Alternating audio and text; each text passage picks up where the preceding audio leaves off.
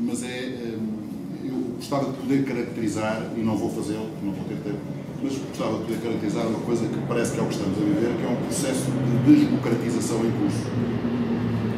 Ou seja, a democracia, como tudo na vida, tem fases. Nasceu, cresceu, depois amadureceu e agora está a defenecer. Qual é o problema? É perfeitamente normal.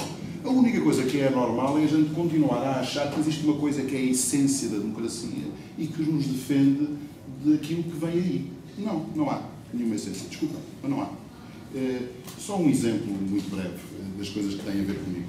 Neste momento há 12 mil presos em greve de fome na Califórnia. Há 2 mil presos em greve de fome em Israel, 2 mil presos palestinianos. Não há notícias. Vocês ouviram alguma notícia?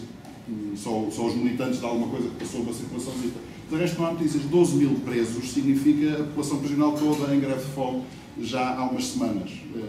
Nós estamos numa situação que eu me lembro quando era jovem de pensar que acontecia na União Soviética. Que aconteciam coisas, mas nunca ninguém sabia. Aliás, sabíamos nós mais aqui no Ocidente, aqueles que queríamos ouvir, que havia muita gente surda, como vocês se lembram, enfim, não se lembram talvez, mas não queríamos ouvir. E nós estamos exatamente na mesma situação. Nós estamos, de facto, num processo de desdemocratização em curso, que passa, evidentemente, pela nossa escola, passa pelas instituições, passa pelo Estado, passa por muito lado, mas também passa pelas nossas vidas e pelas nossas casas. Reagir como se isto não estivesse a funcionar, continuar a acreditar que, deixando declarações no Parlamento, que eles vão sequer olhar para aquilo, é de uma inocência, uma coisa extrema. E por isso também, o apelo que faço, ou que queria fazer, era por uma dissidência política e social, como os nossos amigos russos fizeram. E foi isso que lhes deu força para superar, de resto, da pior maneira, os problemas que havia naquele país. E depois pomos-nos a pensar, será que vale a pena fazer uma perestroika aqui deste lado? É que aquela porra custou muitos milhares de mortos, muito sofrimento. E o resultado foi democracia, porque eles estão a viver neste momento, mais do que nós tivemos uma janela de oportunidade, como se costuma dizer, ainda respirámos durante uns 30 anos. Os desgraçados, ainda agora cá chegaram, já estão a levar no focinho, quer dizer, já estão outra vez sem direitos a coisa nenhuma. Vale a pena, estão a ver o problema moral. Eu francamente não tenho nenhuma razão para vos dizer que a democracia é uma coisa boa. Não tenho nenhuma razão. Mas também tenho uma razão para vos dizer que, se não for a democracia, já estava preso. Porque eu queixo-me das estruturas que se passam em Portugal, por exemplo. Ainda agora venho de falar com uma advogada a queixar-se de que o seu cliente está a ser torturado, ela está a ser acusada de ter insultado os guardas e ninguém ouve, ninguém quer ouvir. Dizem, onde é que estão as provas? Onde é que estão as provas? Fazem lembrar aquele anfiteatro de macacos que perguntava ao nosso amigo Darwin, mostra-me as provas, não é? E os tribunais em Portugal são surdos, moucos, como aos macacos que a gente vê. Não são só os tribunais, somos nós próprios. Vocês sabiam dos 12 mil presos em greve de fome? Como é que não se sabe uma monstruosidade destas? É esta a situação em que estamos e é uma volta que temos que dar.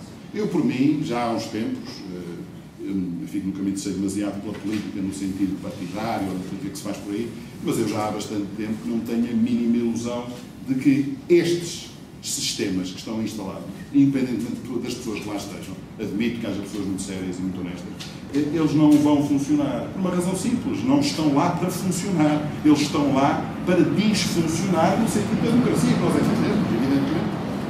E de resto eles dizem publicamente. Portanto, qual é a dúvida? Se querem tirar direitos às pessoas, estamos a falar de quê? Não estamos a falar da democracia, não estamos a falar da possibilidade da gente existir. Isso não se passa aqui na escola. Pronto, mas o problema é que as pessoas que são contra isso não se mexem. O Martin Luther King tinha falado disso há uns anos. No fundo, a situação é um pouco a mesma. E as pessoas vão ter que dar o coro. Não sei se sou eu tenho um coro grande, mas não está a ser. Não sei se quem é que está disponível para pôr-se debaixo do trator, mas às duas três vai haver gente que vai ter que confrontar com isso. Vocês lembram-se daquela coisa na China, que havia, não é? Outro dia já vimos outra vez, a propósito, suponho que era no Egito, a mesma situação. E alguém vai ter que dar o coro. E é por isso que toda a gente já farta de perceber que vai ter que dar o coro, está tudo a ver quem é que vai primeiro. Deixa primeiro ir aqueles que, enfim, são habituados a dar o coro. Portanto, eu diria que já disse tudo o que era essencial. Se quiserem continuar a conversa, não sei se a conversa interessa a muita gente, mas esta conversa é uma conversa que me interessa a mim. E estou disponível, evidentemente, para continuar a conversa, noutra circunstância qualquer. Acho que é preciso conversar muito. Aliás, havia os revolucionários que diziam que a revolução é uma coisa muito palavrosa. A universidade também. Embora seja muito conservadora, às vezes, outros dias depois tem coisa, não é? Depois há uns bairros. E, portanto, nós temos que viver a nossa vida, é esta, infelizmente, está cada vez mais triste, efetivamente, já foi bem disposta.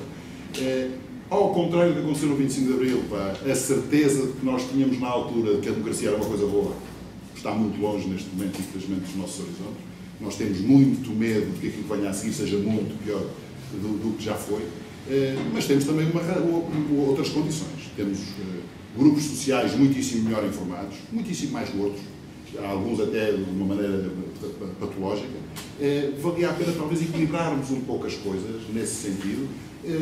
Eu diria mais uma coisa, espero que choque alguém, não sei se choque. Eu sou pela austeridade.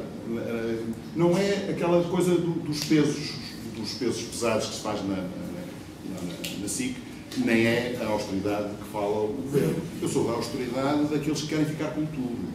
Nós temos os resultados práticos na Europa, como nos Estados Unidos, independentemente de Portugal também, evidentemente, é que os ganhos de produtividade nos últimos 30 anos têm sido para encher o capital, para encher os lucros, têm sido para manter os salários. Neste momento, por razões, enfim, que têm a ver com o próprio desenvolvimento do capitalismo, eles têm que ir buscar os lucros a algum lado e vão aos salários. Parece-me uma coisa completamente lógica. Se esperar que haja uma inversão desta tendência, com as mesmas pessoas a fazerem as mesmas coisas, é extraordinário. É extraordinário. 2008, lembram-se? O Marx, afinal, tem razão. Mas, então, e passou um ano inteiro, 2009. Estávamos todos à espera que o Marx inspirasse os capitalistas. O Marx inspirou a continuarem a fazer o que estão a fazer. E temos, de facto, de meter-nos debaixo do trator. E eu não me dou por voluntário, mas estou à espera de ver o cenário. Obrigado.